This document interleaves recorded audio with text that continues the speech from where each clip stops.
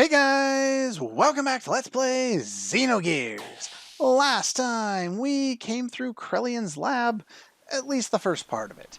This time, the second part of it. And then probably a third part because this place is long.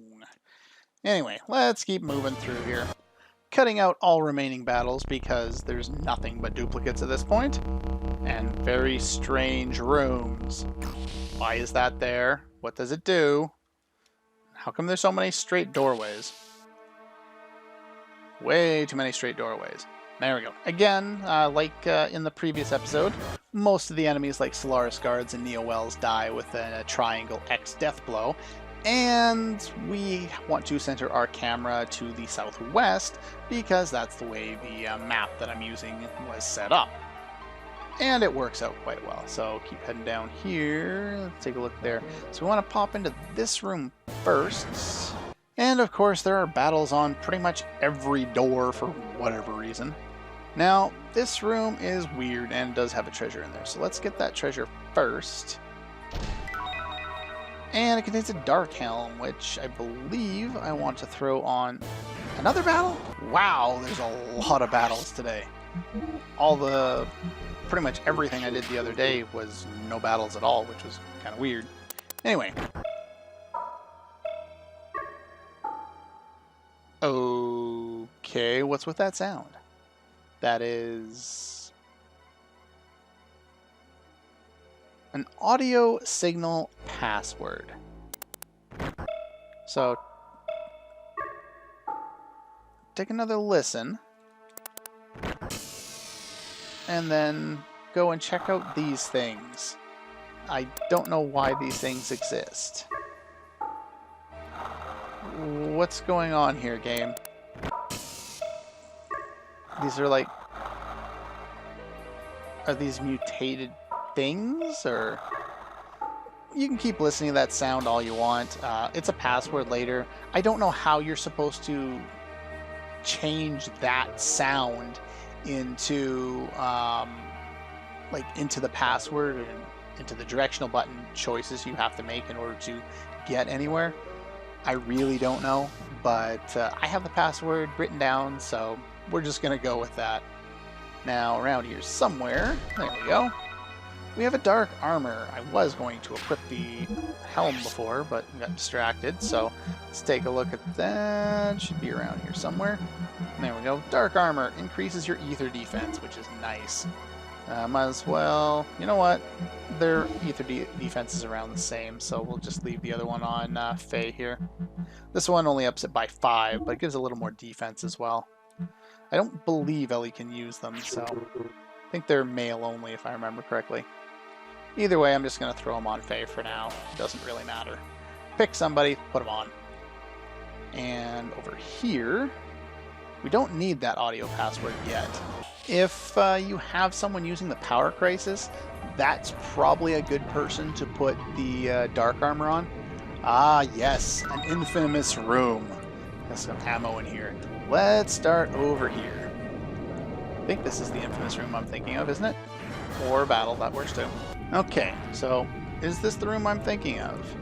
Apparently it's not. There's a similar room that looks like this that I definitely want to do some exploring in. But for now, we'll let her pass there. Guess that's not the right one. It must be a different one.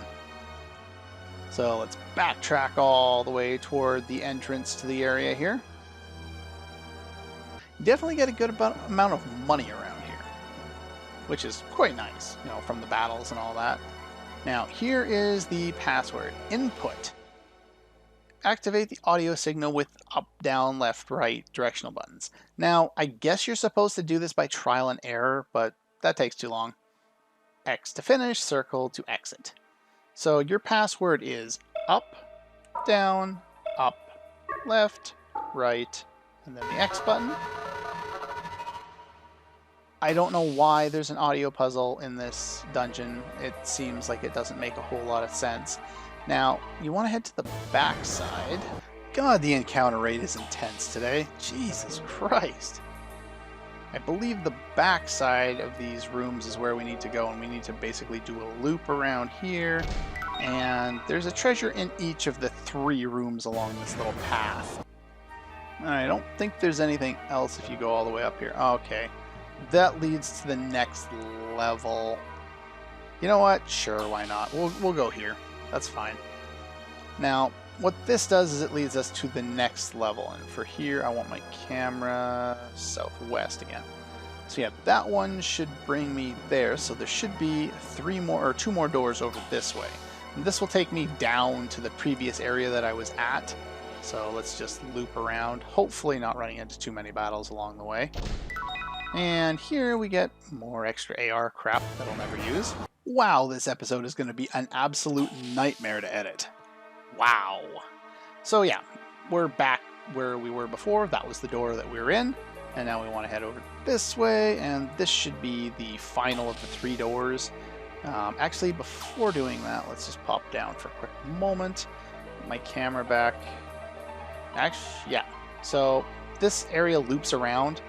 This is where we started over here. I know I'm wasting a whole bunch of time, but at that first point, yeah, that's the first T section here, or yeah, that I was at. Okay, so it took like 3 battles on the way back. So this is the 3rd door from the right-hand side, if the camera is centered to have southwest at the top. And this will lead us to the 3rd and final treasure of these very irritatingly designed rooms.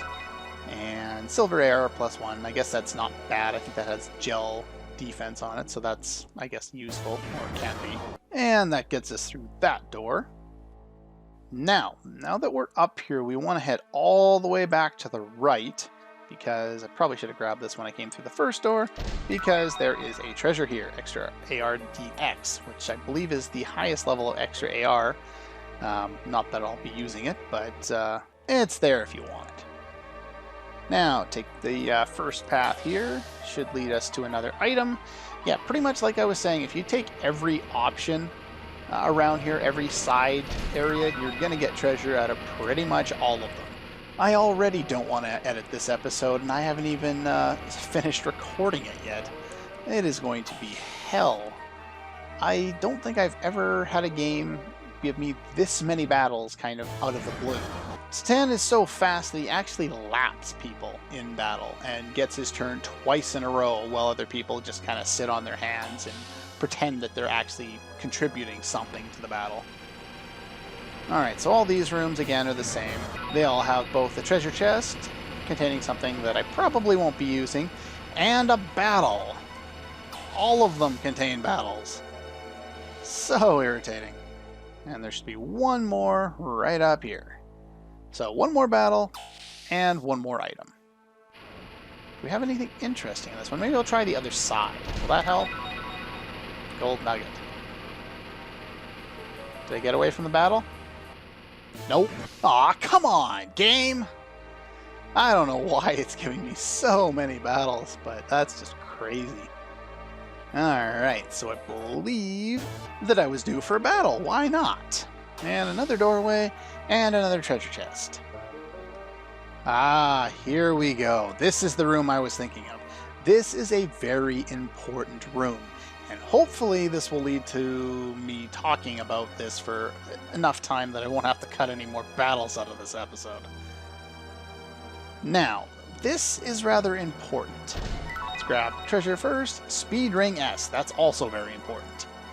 Now, certain parts of this I will be able to talk about now, certain parts I won't. The way this works is Solaris has information on all of us based on every time we've saved with a memory cube.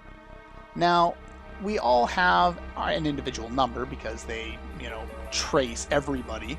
We have our full name, we have an ether response, which is infinite for Fae, which is kind of odd. We have an anima alignment, which is also infinite, which is kind of weird. And it just says contact, immediate disposal desired. Well, what's a contact? Anyway, let's take a look at Elly's. She's got a minister number because I guess she's in Solaris, and her ether response and anima alignment are also infinite. Possible antitype. They've been talking about this antitype, the Gazelle ministry, but we don't really know what it is. Approved for retrieval and necessary analysis granted. I wonder if that's why Krellian was interested in having Elly brought wherever he wanted her brought. Citan. Oh, he's got a lamb's number. I guess that makes sense. And, of course, they give his proper name here. We have Huga Rikdu, however you want to pronounce that. He's got a high, I guess, ether response, and he's got an anims alignment, or an animus alignment. But no comments. What about Bart? They got his stuff right. And comments. Upon Dan Anima's retrieval, schedule for Animus adjustment. Now, what I was saying before about the 12 Anima relics and their associated Animus alignment people, whatever they want to do with that.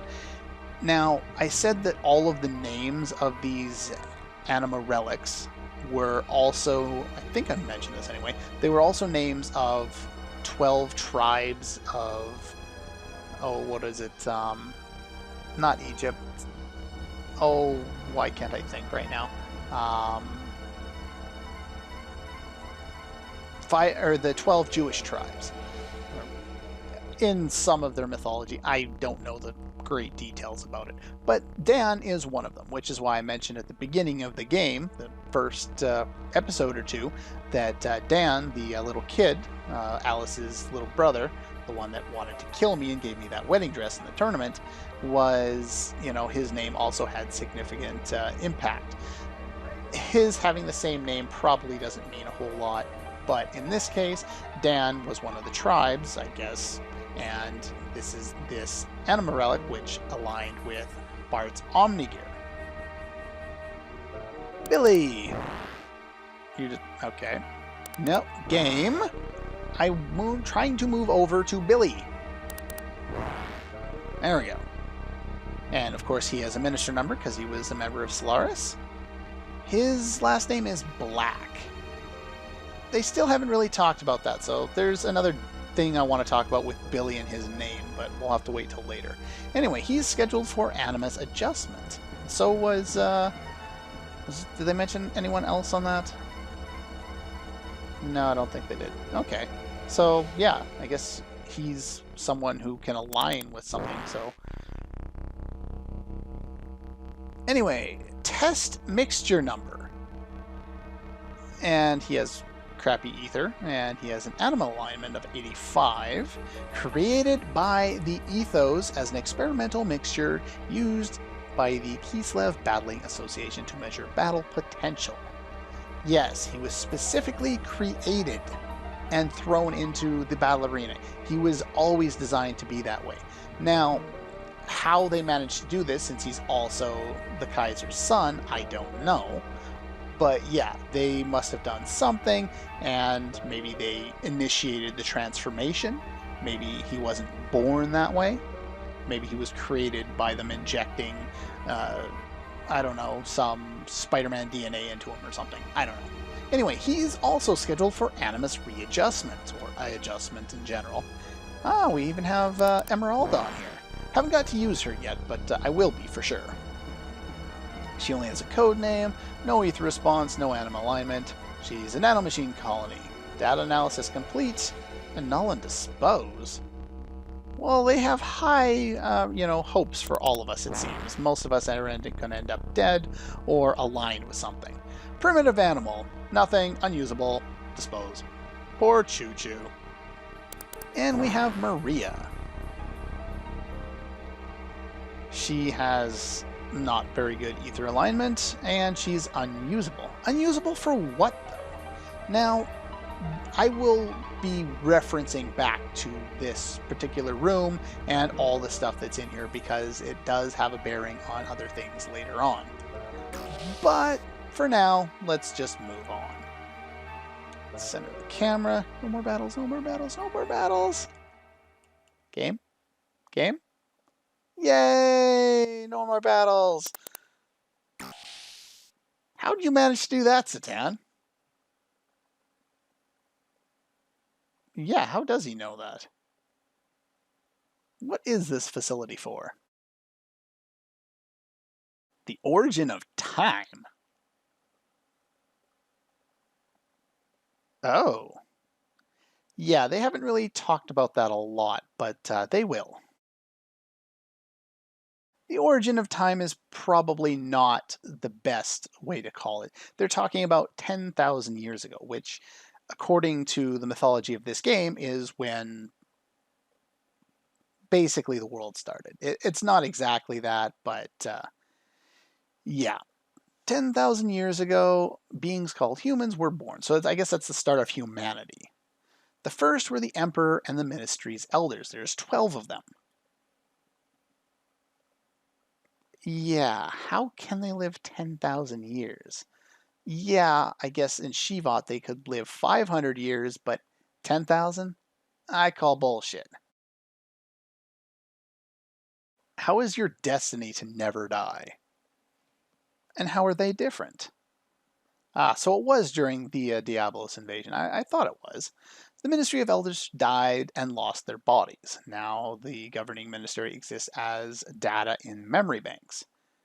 The personalities are bits of data.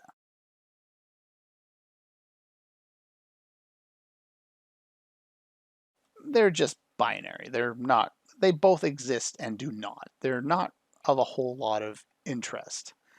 Anyway, after the fall wanting to resurrect their bodies and create a worthy vessel, they transferred a research facility that was once the Soylent system on the land. They had another one to Ontranok. I guess it's probably this one. They brought it up. Eventually, the facility was no longer only for the Emperor's life and the Ministry's resurrection, but began producing food and drugs with additives, not addictives, that controlled the public. The memory cube Faye and them, or I guess Faye and everyone else were using, was meant for obtaining living data. Ethos also sent data to help. Yeah, that sounds about right.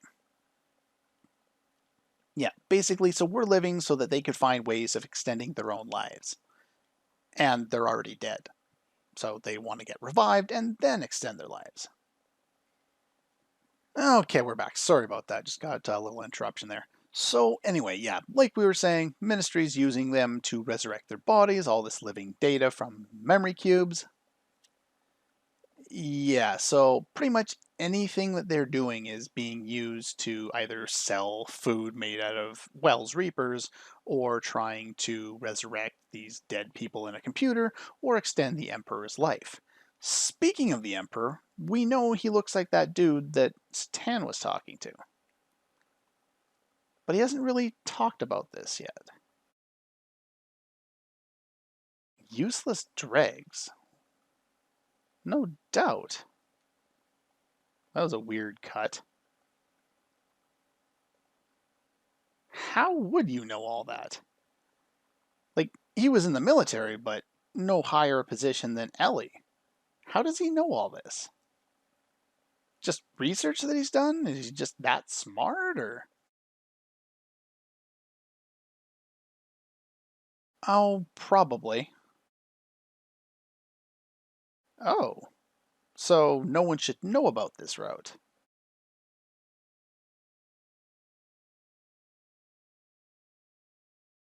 What's impossible?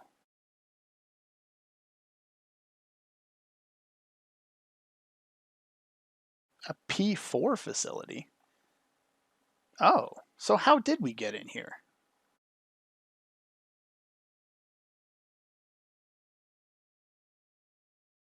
Alright, that's starting to make a lot of sense. I don't think it was luck. Satan's been kind of funky and starting to lie a lot and stumble over his words like he's trying to hide something. What exactly is going on here? How is it possible?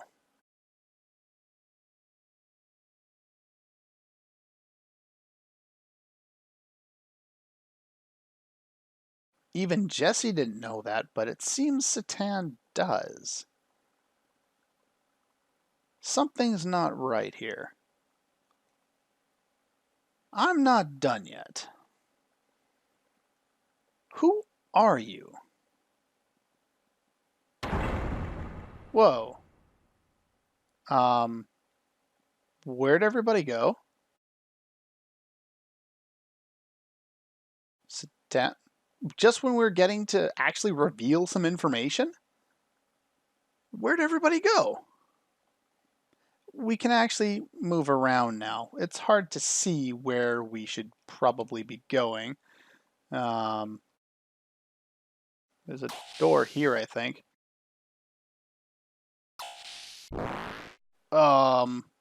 Shit. Probably shouldn't have gone that way. Where are we? Uh-oh. Uh-oh. Well, we don't have time to go into all of the stuff that's going to get revealed. So, that's all for this one, and I'll see you guys next time.